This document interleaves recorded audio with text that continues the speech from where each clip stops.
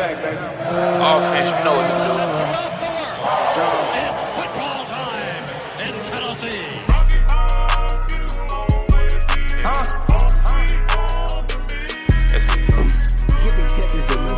You sick or something? I think it's all this Zen juice I've been gutting all day. That sounds good. It is good. All right.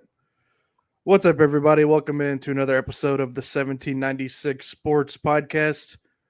Joined by Eli this evening, where we'll be previewing the Vols matchup with the Kentucky Wildcats at night in Neyland this Saturday. Dark mode jerseys, getting a little bit spooky. We're coming down to the final stretch of the season. Eli, how are you feeling? Feeling great. Kentucky is probably the worst team that we will see this season, not named UTEP, I fear. Even though they have a better record than Mississippi State, I feel like Mississippi State matches up better with us. But yeah, Kentucky is on a horrendous run, losing 3 straight after a monster upset on the road at Ole Miss. So I'm feeling great. They're not feeling the best, so we should feel great about this one. Yeah, I completely agree. I mean, just looking at the matchup, I mean, Tennessee comes in at 6-1. Kentucky comes in at 3-5, 1-5 in the conference. I mean, and they really ought to be 0-6. Like, that win they had against Ole Miss was one of the more dumbfounding results so far of the SEC schedule. So it makes sense that Tennessee's a nearly 16-point favorite at 15.5. Like, Eli, what's the one thing that you could see transpiring on Saturday night that could give Kentucky any chance at all of competing in this game?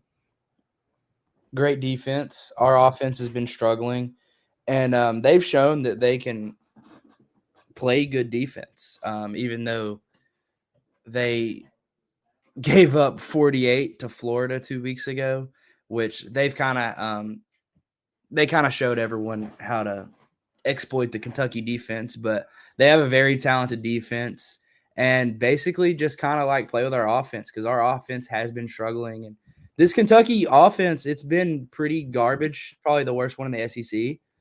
But they do have talent, and Barryon Brown especially. I mean, on the outside, you got guys like Barryon Brown and Dan Key, who are studs, probably going to play in the NFL one day.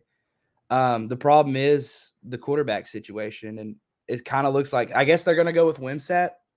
They kind of went to him when they played Auburn last week, and I think that honestly he gives them a better chance to win. He's a little more athletic with his, especially in the run game.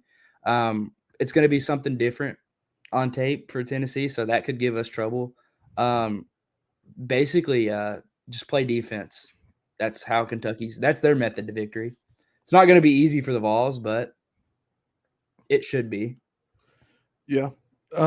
That's what I was going to say too. Just what Kentucky would need to do. It would be probably hold Tennessee to under 20 points, which, you know, like you've said, Tennessee has been around 20 points since the start of conference play. So it wouldn't be the craziest thing in the world. But you mentioned, you know, Florida scored 48 against them. Auburn, who had been, you know, just as bad as Kentucky going into the game, scored 24 against them. And that leads into this. I mean, the way to beat Kentucky's defense, I mean, is run the damn ball. I mean, it's simple as that. Yeah. Like, I don't know, the kid from Auburn who had, I'm pulling it up now, that dude had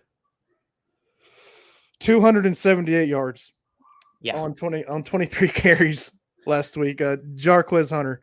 And I think a Florida running back got into the end zone 5 times against them as well. So the last 2 conference games for Kentucky, they have been prone to getting just trampled on the ground. They have been a little injured, but that's besides the fact. But also, Dumas Johnson is a stud. So if you can account for that guy, I think you're going to run all over this Kentucky football team. I expect Sampson to. I mean, here's my thing. This may be a hot take. I think Tennessee's going to score in the first half this week. I sure as hell hope so. We just haven't been able to get the run game going in the first half, and this is a great get-back game to do that, especially coming out of the bye week. You've seen them twice. I don't think you're going to overlook a team like this again because Kentucky is talented enough to go out there and surprise and shock the world. They showed it against Ole Miss. Ole Miss is a good football team. Tennessee is a good football team, and you can lose any week. That's why you take this season week by week. But with that being said, I expect Dylan Sampson to go out there and have his in the first half. I expect to see a little bit more, to be honest, from Deshaun Bishop, maybe even some more Cam Seldon, because I don't think we can live off 27 plus carries from Dylan Sampson a game. That's not a good workload for the kid. It could go wrong in the long run, and this is the kind of game where I expect us to run all over. So I expect to see all three of our running backs, maybe even Peyton Lewis. No, that would mean Tennessee is completely steamrolling. So I wouldn't say so. I'd say if you're sticking to your guns and you're running all over the Kentucky offense, I feel like there's no reason you shouldn't use 4.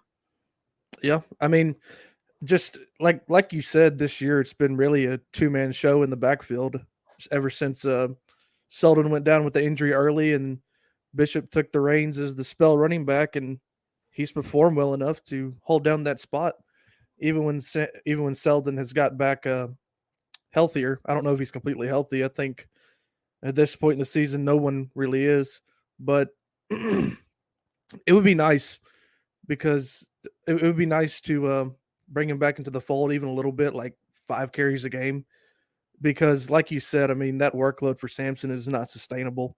I mean, 5 games left, and if he has 150 more carries in these 5 games, I don't know if he's going to survive that. I mean, I don't think many running backs could survive that.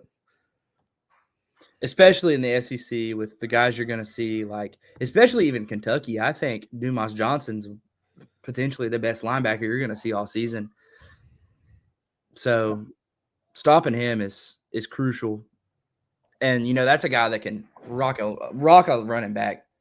But with that, yeah, basically run the football, use all your guys in the run game. I don't know how much we're going to see from Nico's legs. This secondary they have is very gettable. They're not the best. They're not the fastest. So I think we can hit on a deep ball or two. And hopefully after the Bama game, he's kind of came into his own. Yeah, for sure. I mean, I was thinking about this throughout all of last week. And I kind of hinted at it in the last podcast that me and Bryce did the day after the victory against Alabama. Like, I think Nico grew up in the second half of the Alabama game. And after he got, for better or worse, I mean, knocked out, like, it wouldn't surprise me if he didn't know where he was for a few seconds after that hit that he took, where he had to leave the game, and Gaston came in and threw that just hilarious interception. Oh, comical. Absolutely comical. Yeah, I mean, I audibly laughed at the game. I thought the game, because I didn't know if how we, like, as Tennessee fans, we were kind of holding our breath at that time. Gaston came in, he rolled out right and just threw up a stinker, and I audibly started laughing. I was like, "Well, the season's over." But when Nico came back in the game, I was sitting with my friend. He's a Bama fan. Boo. But anyways, he was like, he goes, that kind of scares me, him getting rocked like that, because the next drive, Nico came out and looked like one of the best quarterbacks in the country up until the interception the next drive. But my friend looked at me. He goes, that kind of scares me, him getting rocked like that. I feel like that's kind of what he needed, was a wake-up call, like, hey, like, this hurts, but I'm like, it's I don't know, just it makes it feel real now. So you can kind of he after that he did settle in coming out in the second half. He was a lot better. Started to hit on some throws, even the small stuff. Like, he started just to do his job, and I could see that continuing for the rest of the season. And what better time of year off of a bye week? You get Kentucky and Mississippi State to prepare you going into Georgia, going into Athens, which is going to be a huge game. Yeah, for sure. I mean, like you just said, since he took that, like after he took that hit, it looked like it knocked him back on track. Like it for the first few conference games, it looked like he was, you know, conscious of the fact that if he goes down, you know, Tennessee's not going to fare very well. And when you take a hit like that, like one of the biggest hits that you can take, and you're able to get up and come back in the game, like I think it gave him some confidence, and we saw how it went, save for that bonehead interception. Like he made winning plays in the second half. I mean, I don't know how many Tennessee QBs have beaten Alabama in their very first try. I know Peyton Manning didn't do it. I know Josh Dobbs didn't do it. Hendon Hooker didn't do it. Like it doesn't happen often. So it gives me a lot of confidence for the offense moving forward. Because, like I said, I really think he grew up. But talking about Kentucky's defense a little bit more, they have a few NFL players. Like you've already mentioned Dumas Johnson. He's awesome. J.J. Weaver, another really good guy up front. And then number 0, Deion Walker. He's one of the best defensive linemen in the SEC. And they're pretty stout up front, like you said, but which makes it even crazier that they've struggled against the run the last few weeks. Yeah, no, they've been kind of banged up, but I think the method to the madness against this defense is dink and dunk your way down the field, which kind of scares me a little bit because we're a big play team. But at the same time, they are gettable. And to be honest, I think that their defensive line is not – it's nowhere near as good as Bama's. And we ran the ball over Bama in the second half. But like I said, if you just get a hat on Deion Walker and Dumas Johnson, and the other one, Rebecca, I think it's a Rebecca or something like that. Yeah. I don't know how to say it. But if you put a hat on those guys, I think you run all over them, you win the game. I think if you start the run game off good, I say this every week, you start the run game off, the run game gets going, opens up the passing game. And this secondary is very gettable outside of like 1 or 2 guys. Yeah. I mean, just opening up Kentucky's stats, their leading tackler is a DB, which normally means you're giving up some plays in the pass game. So, you know, it's like you said, gettable, but you know, you said it perfectly. If the last 3 first halves, you know, scoring 0 is because the run game was non-existent. Like that's the key to everything working in Tennessee's offense. It always has been and always will be. Like get the run game going and the offense, like you said, we'll score in the first half. I don't think it's a bold thing to say. So, and I've heard a lot of the Kentucky team is checked out. I'd say more so on the offensive side because that offense is abysmal. I think this defense has something to prove. They're going to be scratching and clawing for to maybe get into a bowl game, and they're not going to do that unless they take down either us or Texas. And we just don't need to be that team. This team will still be hungry for a bowl. And you know, maybe handing the reins over to another quarterback is the method there. Maybe Wimsett can give this team a new life. We don't know, but we have to go handle business Saturday, and that's the most important part. Yeah, I mean, besides the Florida game, they've been pretty solid on defense. I mean, even with them giving up nearly 300 yards to one player last week, you know, they still only allowed 24 points. I mean, it's probably because Auburn was setting on the game because they knew Kentucky's offense wasn't going to do much, but still, I mean, just looking at the point totals, like they're not a bad defense. But like you said, I think Tennessee can have some success. Do you have anything else on Kentucky's defense that you would like to point out? I would like Nico to break the 200-yard mark for the first time since the beginning of September. That would be nice. I think he can do it. Bold prediction, I think he will do it. especially if Samson gets out there and does his thing in the first half. And that's crucial. The first half is important. We have to run the football good in the first half for him to reach that 200-yard mark. Yeah. I mean, it the expectations for Nico coming in was he's going to throw all over people. I think, when we haven't hit the big plays, when we haven't been able to run the ball in the first half, he becomes Nico the game manager, and he has made enough plays for Tennessee to win the last 2 games. He didn't make enough plays against Arkansas to win that game, but Nico the game manager, I'm proud of him for doing it, for defeating 2 of our biggest rivals in a row. But like you said, I would like to see him light up that scoreboard like he was doing against the inferior opponents we were facing earlier in the year. But another thing about Tennessee's offense, it seems like with Squirrel White, the situation with him being the way it is, I don't think he's going to be very effective, even if he does end up suiting up. It was very obvious against Alabama that he couldn't really lift one of his arms up over his head. He ended up going to the hospital during the game and coming back. Like, I find it hard to believe that he's going to contribute much the rest of the year.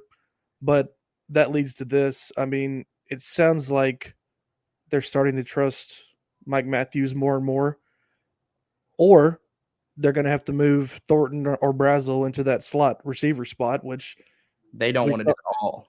I don't think they should do that, because we saw Thornton in the slot last year. It didn't go well. Nope. And Brazel needs to be on the outside. Thornton is your number 1 guy right now, I feel. And Brazel is just as good. I think it's important to have Matthews ready, because Nimrod, realistically, he hasn't been a liability, but he hasn't helped. And I don't think Squirrel should play for at least. I don't think he should suit up. I think he should rest. He is important, especially if you make it into December and you're hosting a playoff game at the beginning. Like, that guy, he's an important piece to this team. He's your slot receiver, and it sucks to see him go down. It sucks to see him not play, but it's about rest, and we're going to need him late in the season if he's available. Yeah, 100%. I mean, Squirrel hasn't been as productive as we thought he would have been, scoring all those garbage time touchdowns in 2022. But like you said, I still think he's important. I think the coaches trust him. I will say I'm glad they took him off the punt return. I mean, I know it was probably because he was injured, but I think McCoy and Carter are better. I would really like to see McCoy not even be back there either, because he's too important to get hurt. I would like to see Carter or someone else who can catch the damn ball back there. We have so many. Selden. Yeah, I mean, someone. Even Carter. I don't even think risking Carter, because Harrison's been banged up a few times this season, so risking him is even a big issue. But I would love to have like Selden back there, Peyton Lewis, a young guy, get him on the field, get him acclimated to the environment. Something like, we got fast guys on this team. We got guys who can catch a punt and run it. Yeah. And like you said, having McCoy back there, it scares me. Not only because sometimes it looks like he's going to drop the ball, but also like he's probably our most important asset on defense, not named James Pierce. I think he's more important than Pierce, just because of the depth that the defensive line and the edge linebackers like Pierce is. Like, if McCoy goes down like he did in stretches of the Alabama game, you're relying on Ricky Gibson on an island, which, to his credit, Gibson played very well against Alabama. He's a good defender. Our secondary is good. We can finally say that. Yeah, but like my point is, you'd rather have McCoy on that island and let Gibson lock down someone with, like, same deal, except you have some help over the top if something goes wrong. Like, it's just, I'd rather not see McCoy go out, because I think he's a playmaker. We've already seen it multiple times this year. So yeah, absolutely. That's just my thought on the punt return situation. But the offensive line, I feel. Go ahead. We'll talk about So the offensive line in a second. I was gonna say one thing. I think this is an important special teams game. You can't do nothing stupid. Like Kentucky's gonna go 3 and out. You can't run into the punter. You can't fumble. You can't muff a punt. You can't, you know, let a guy slip on a kickoff. Like their offense is horrible. You can't give them the wins they need. That is how you win this game. You have to play a good special teams game, and it kind of scares me because sometimes this Tennessee special teams is looked iffy at times. Just looked really iffy. Yeah, I mean, against Arkansas, like you mentioned, we had the bonehead running into the punter. Against Florida, we gave up 2 big returns late because Jackson Ross punted it on a line drive into the middle of the field. But Jackson Ross has redeemed himself multiple times since that point. But yeah, I mean, that's one of the ways Kentucky can stay in the game is if something ridiculous happens on special teams. But I really believe in our special teams. Our special teams under Heupel have been incredible for the most part. And I really don't remember us running to the kicker during the first 3 years until that Arkansas game a few weeks ago. No, and I'm going to chalk that up to a young freshman making a young freshman mistake because earlier in the season he had a block kick for a touchdown and he ran it. I mean, he made a mistake of running to the kicker. Like it happens. It sucked. It ended up leading to a Arkansas score, which eventually led to the devastating loss on the road. But yeah, like you said, the special teams over with Heupel have been pretty good, but there's been stretches this year where it's been questionable. Yeah, for sure. I'd point that out because that's one of the small things people aren't going to look for because a special teams play from Kentucky can shift the momentum in this game. I mean, and they have a dynamite returner in Barryon Brown too. I mean, he's a guy that teams avoid in the kick game. But Turbeville, I think something like 90% of his kickoffs have been touchbacks. Just do that. And then if we do have to punt the ball, punt it towards the sideline and we'll be fine. It's just about, like you said, not making that mistake and giving him a chance. So I wanted to touch on the offensive line for a second, Tennessee's offensive line. How much better do you think that they could look just coming off a bye week? Because they've struggled through 3 first halves in a row. They have rebounded in 2 of those games, and like we've said, got the running game going and made some holes in the second halves of the Florida and Alabama game. But how much are you expecting to see them improve against Kentucky? I think it'll. I think the off week is a good refresh. They looked really good in the second half of the Alabama game. Props to them. We didn't really say much nobody really said anything about them because nobody looks at the offensive line unless they're making mistakes, and that's just the fact of the matter. But I think coming out of this and playing an inferior defensive line in Kentucky's, the run game's been amazing from the offensive line all season. We don't praise that much, but they've been great. They've been awesome getting to the second level, getting the lead blocks out for Sampson.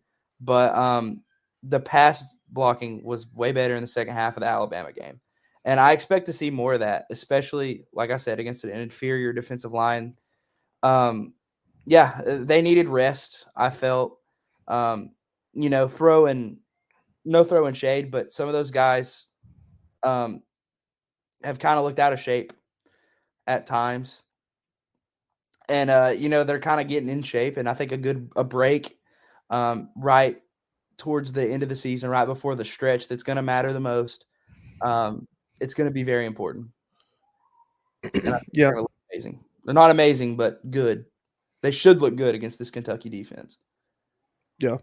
I mean, it was one of my biggest takeaways from the Alabama game. Like, Tennessee dominated in the trenches on both sides of the ball against Alabama, which, you can't say that too many times as a Tennessee fan since me and you both have been alive and, competent of what's going on the football field. But, I still expect more. I would like to see him put it together for a full game, like I've mentioned.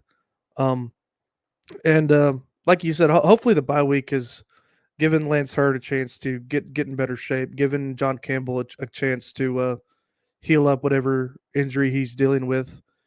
Hopefully it's given Cooper a chance to be the leader in that room and really, have the boys ready to play come Saturday night. But yeah, that's all. That's about all I got for the offensive line. I just hope that they can do it from the word go on Saturday and not take a half to warm up, if you will. So, Yeah. talking about Kentucky's offense now. We've touched on it a little bit. I think the biggest story for them, obviously, is just how bad they've been. Like they've played 6 conference games, okay, and they have scored 7 touchdowns in those 6 conference games. Um, Like that's putrid. yeah. Our defensive line's going to eat. And I'm excited. Really wouldn't care that much, but our old friend at right tackle there, Gerald Mincy, will be playing. And Joshua Josephs or James Pierce or whoever's on him should have 13 sacks. I think we're going to light up they might play dink and dunk, which is not going to benefit them because Barry Brown and Dane Key, they're good. But if you're not getting the ball to them past the screen game, that's not going to benefit you at all. So in all reality, they're not going to be able to run the ball good. So I think this is going to be a really, really high sack game for our defensive line. Yeah, I mean, like if Tennessee gets a lead, if Tennessee gets up more than 10 points, I really don't see how Kentucky gets back into the game if they're having to pass. Because like you said, I mean, disregard Mincy is even on the team. The rest of the offensive line is terrible too. Like he's just a small piece of their overall horrendous play. Like that game they played against South Carolina in week 2, that offensive line looked like 5 traffic cones. Like No, it was ridiculous. and that's a defensive line some say are better than ours. That South Carolina had a field day with the Kentucky offensive line, and I expect the same for us. Yeah, and I get that people are saying that about South Carolina. They have a lot of good players on that defensive line, but They're not as deep as us. there's not a better defensive line in the country than Tennessee right now. I guess you could argue Texas A&M is doing pretty well, but they gave up a few points to LSU in the first half. I mean, it took a good comeback from A&M to win that game.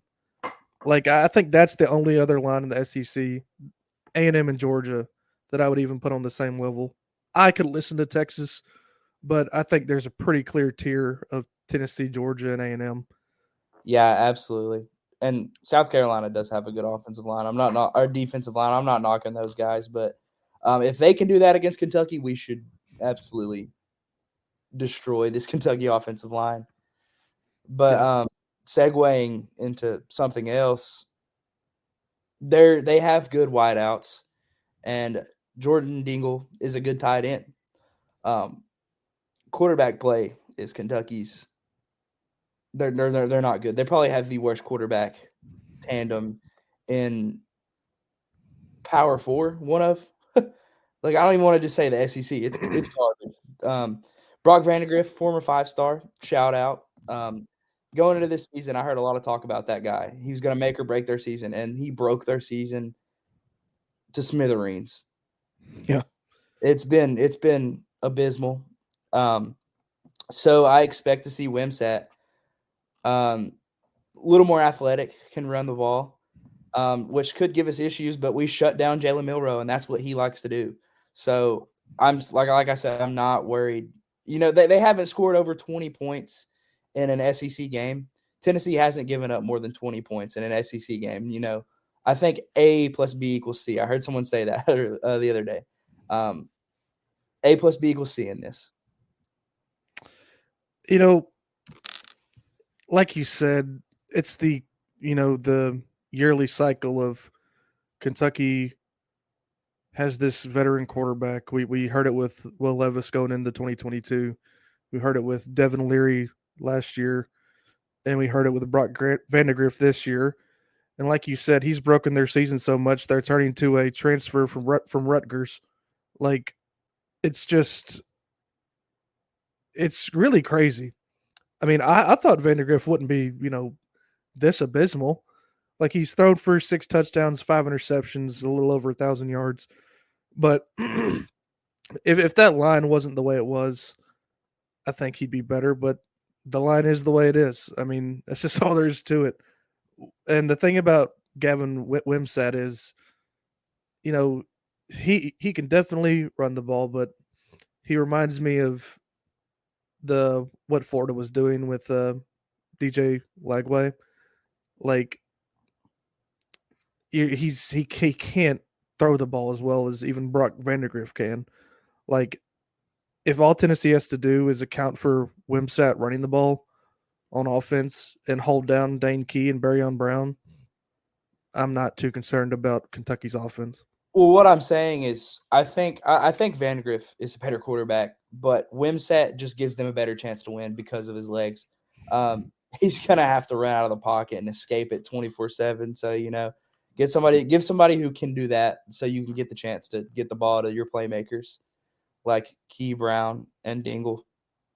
Yeah, and like you said, especially if they play Wimsatt, their best chance to get Key and Brown the ball is wide receiver screens or just a go ball. Like I really don't think Kentucky wants any part of having Wimsatt, try to throw it intermediate, because that'll lead to interceptions. I mean, he's thrown the ball 20 times this year for 93 yards and eight completions and two Yeah, interceptions. Like yeah, 10% of his 10% of his passes are interceptions. yeah, So yeah, and it especially against a secondary that's been lighting up the box score on that end. I yeah, don't. Kentucky. I really like. I don't. This Tennessee defense keeps surprising me, but it really wouldn't surprise me. I don't think this is going to happen. That if we hold them to 0 points, it really wouldn't surprise me. yeah. Um, you mentioned you know we've mentioned Key Brown. They have a decent running back and Okarnbe. Um, like I wouldn't say he's a world beater or anything, but he runs hard. They have a running back in Wilcox who's also decent, but it's not the Kentucky running game we've seen really from Mark Stoops. I mean, he normally has decent running backs. I mean, last year they had Ray Davis. Year before that they had Chris Rodriguez. I mean, you go back to Benny Snell, Boom Williams. They've had decent running backs, but I don't think these guys are anywhere close to that caliber that Kentucky is used to. No, I mean, and that boils down to the offensive line and how bad they've been this season, because that's a very important part of the run game.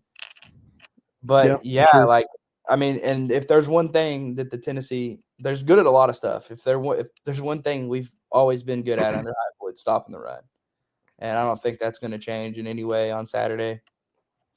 No.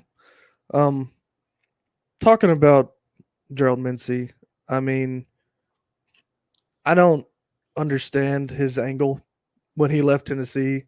Um, like he had success at Tennessee, and it seems like he wanted an offer that Tennessee wasn't willing to give, so they let him walk. Um, and or Tennessee just knew they had Lance Hurd coming in, and they wanted to ride with him. But no matter the case, I don't like to just bash the team that's started you for 2 years. Um, on the way out, and make fun of the team and make fun of the players and all this and that, and point to this game coming up on Saturday as we'll find out then and all this crap. Like if we're up by like 17 points, I want like Norman Lott or Amari Thomas to just rip his helmet off and slap him in the face. Like I don't even care if they get suspended for the Pull a first Miles half game. Garrett. Yeah, for sure. Yeah, Like, no, I mean, like I said, like, he wasn't good last year at Tennessee, and that's why we had to go out and get a guy like Lance Hurd. Yeah, he's been talking a lot of trash, and it's not even been like surface level trash. It's been like he's being dead. Like I remember the preseason, he had like a quote that was like, "The practices are so much better here. They're so much more pro style, and I think that they prepare you better for the NFL." And it's like, dude, that's just delusion. That is pure delusion. Like, yeah, you could maybe say that, be subtle with it, but he was blatantly said that, and it was like, man, I feel like that's pure delusion. There's no way that you think that the competition over there is way better than it is over here. After we've pummeled them for the past 30 years, consistently. I mean, when he left back in February, he said he plans to bust Tennessee in the mouth and restore the standard back over here. Talking about Kentucky, I mean, I don't. I think I owe it all to Kentucky fans to handle business on November 2nd, so I'm excited for that. So he's pointing to this game. I wouldn't be surprised to see some nonsense from him too. I mean, I'm calling for nonsense on our side, but I'm kind of worried. I feel like the way he talks, the way he is on social media, he's not like a good dude. And I don't really want to judge that just based off social media. I kind of fear that he's going to take one of our guys' legs out or something like that. Just because he hates the team so much. And I might be just blowing smoke there, but at the same time, I don't think it would surprise me. It's, I mean, that's something to worry about for sure. You got to watch out for cheap shots and cut blocks and all this other stuff because this idiot is running his mouth the whole offseason. Like, and he seems like the petty type. Yeah, I mean, and this is one of the negatives. I mean, there's a lot of negatives to the transfer portal, but we're talking about a guy that started at Florida, then came to Tennessee, and now he's at Kentucky. It's your third SEC East team. I know that's not a thing anymore, but like, I don't know. It just seems like this dude is immature, and I hope, like I said, if we have a lead, we bust him in the mouth. And I know Tennessee's approach would be let's bust them in the mouth in between the whistles, and that's probably what they'll try to do. Like you said, whoever lines up against him, I guarantee you he's going to give up a sack at least once in this game. I think multiple. Like, it wouldn't surprise me if we overload the right side of the line a lot just to make him look bad. But it's going to be interesting to see how it plays out. Like, it wouldn't surprise me to see a Tyler Barron type scenario like against Vanderbilt last year, where his helmet gets thrown or he throws a helmet 20 yards. I don't know. It's going to be fun, but it's just the state of college. It's the state of college football now. You get stuff like this. So, there was a few more things I wanted to talk about, just about Kentucky. Like, I kind of touched on it earlier. I mean, the constant gaslighting from media into telling you Kentucky's going to be good every offseason. I know that happens with a lot of teams. Hell, it even happens with Tennessee, but Tennessee backs it up more often than Kentucky does. You had Matt Jones saying that they can make the playoffs at 9-3 before the season. And here we are, Kentucky through 8 games, and they've won 3. Yeah, one conference game. Like I said earlier, that really probably shouldn't have happened. Like, and they've shown that they can. I mean, they gave Georgia a scare. Honestly, I think they beat Georgia. That pick was BS. I think we all know that. I think that Georgia would have played that game a little bit differently if they were down. But at the same time, like, they showed us that the Georgia offense isn't as good as it has been in the years past, because their defense is good. But also, like, they've shown stinkers at the beginning of the year, like the Vanderbilt game. Like I said it. I think it was like one of the early podcasts, like going into like the Oklahoma week, and I said, if you're listening to this podcast right now, you've scored the same amount of touchdowns as the Kentucky offense over the past 4 weeks. Yeah, yeah.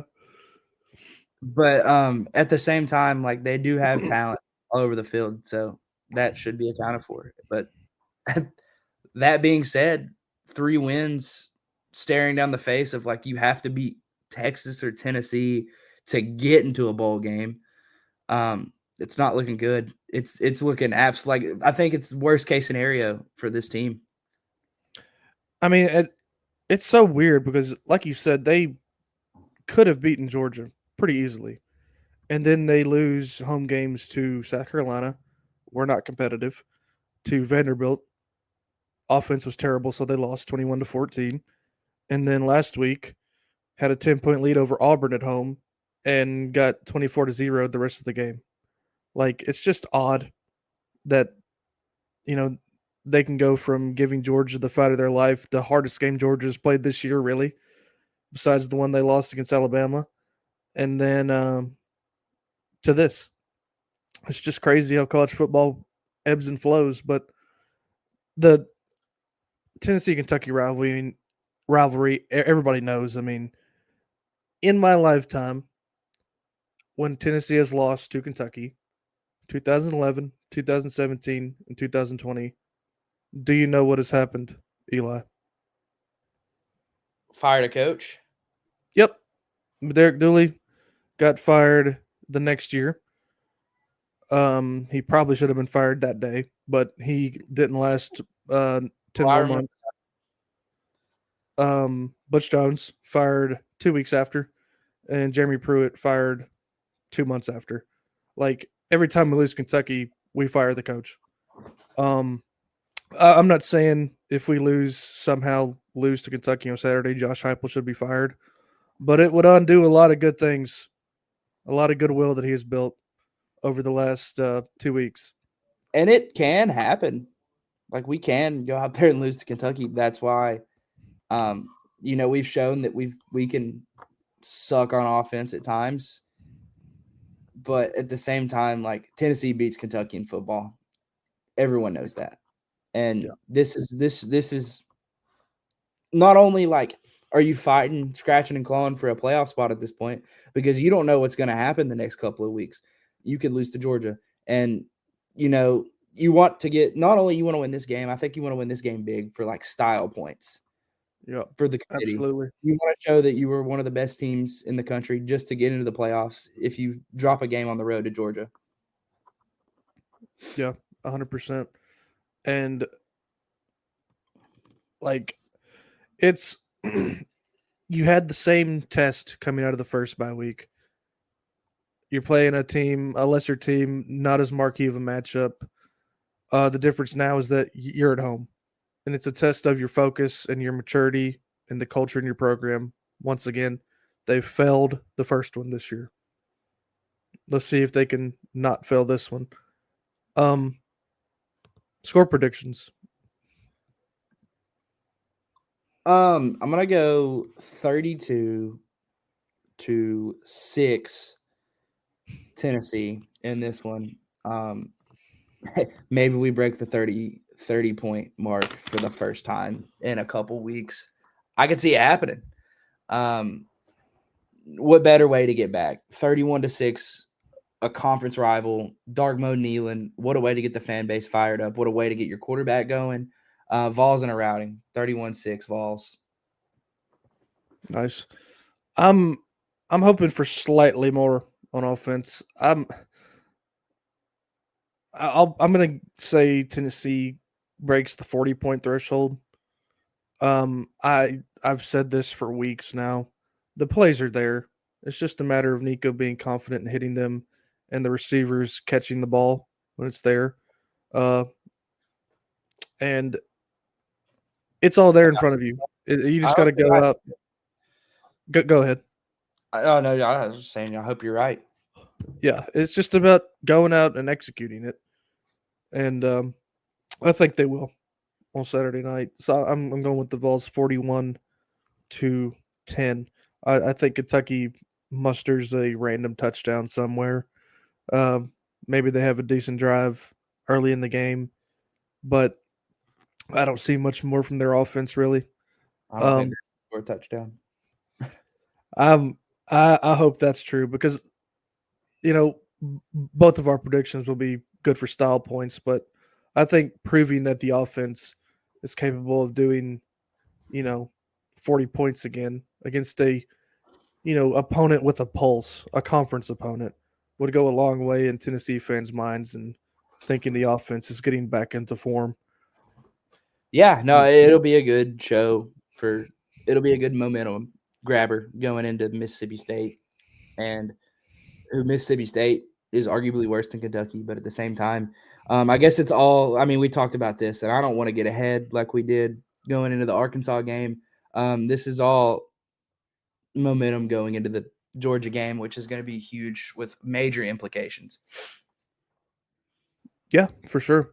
And I always think this, but it's not our job as fans to overlook or not overlook an opponent. That's the team's job.